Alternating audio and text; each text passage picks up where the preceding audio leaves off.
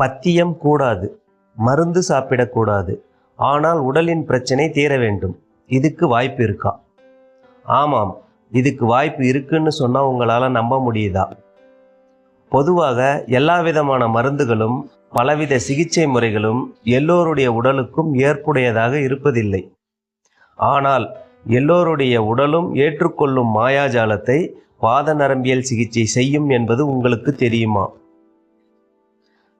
காரணம், இந்த சிகிச்சை முறை நரம்புகளையும் உள் உறுப்புகளையும் முறையாக தூண்டுவதன் மூலமாக உடல் இயக்கத்தை சீரமைப்பதே இதன் வேலை.